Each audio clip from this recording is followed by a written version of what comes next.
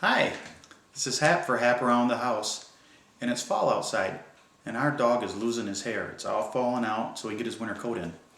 And we've tried a number of different ways to pull the hair off this dog. There's many different brushes available. We've got two of them here I'd like to show you. Number one, we have this $5 pin brush, and our dog is a 65-pound dog.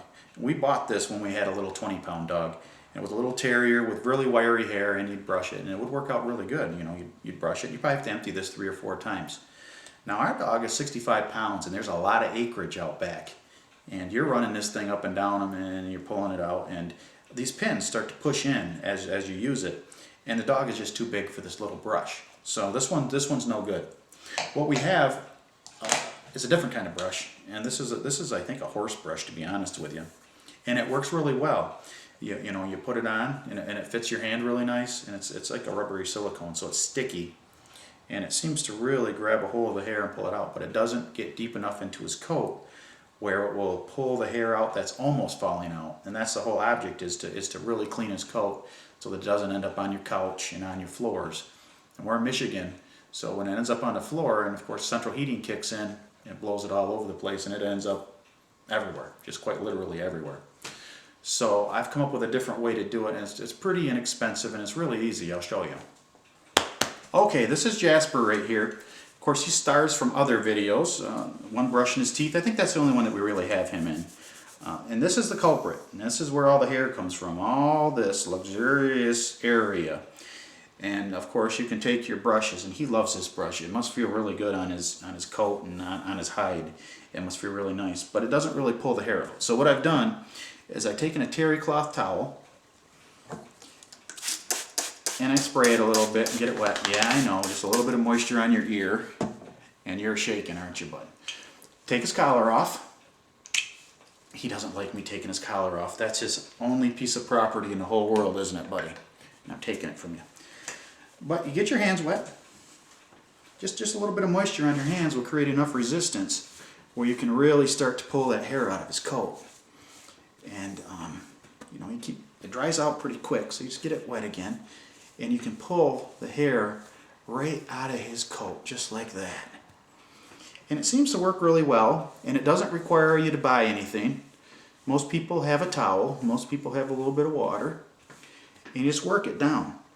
And it ends up with a pile that goes towards his posterior, towards his tail, and it just works really well. And you can just grab that hair, and I've already brushed him a little bit with the other brush, just to see how much I could pull out after I brush him. And there's still quite a bit of hair in this dog. So, you know, you can just really, oh yes, that stuff right there. Huh? Just like that. And the hair just falls right off him. I did another set earlier, and we tried to record it, and the cat walked by, and the cat and dog, of course, well, they're cats and dogs. And Jasper took off after the cat. So this is some hair from the other one. There's hair all over the place from doing this. I like to do it outside, but it's windy outside, and you'll end up with a mouthful of hair if it's windy. Okay, now this is just a little wad of hair that I pulled off him just from doing the little set that we did, the little recording. I'll throw it on the floor there. I'm going to sweep up after we're done here. But you can do a number of different things to make your dog smell a little better if you dare. And the reason I say if you dare is because if you're to put a little bit of scent into this water and then, you know, spray it on your hands and run it down the dog, we have 3 or 4 acres out back. Actually, we have more than that out back here, where he can run and find stuff to roll in, because you know how dogs are. And our nose may say that, what is this? This is African jasmine, and it smells grapey, florally. And Jasper, being the masculine dog that he is, he may not agree with my nose and say that this smells fruity and nice. He may go out and find some deer poop to roll in, or some chicken poop to roll in, or some cow, you know, Lord knows what he can find, a dead animal to roll on. And I'd much rather just let him smell like a dog, avoid having to drag him into the bathtub and give him a bath. He hates baths. He really hates baths. He's the worst dog that I've ever had for baths. So I just leave it straight water so that I don't have to deal with bathing him. That's it. You know, this is the easiest way that I've come up with to remove the hair from the dog. And he's such a big dog that he causes major problems in the house with his hair all over. And hopefully this will eliminate that problem this year.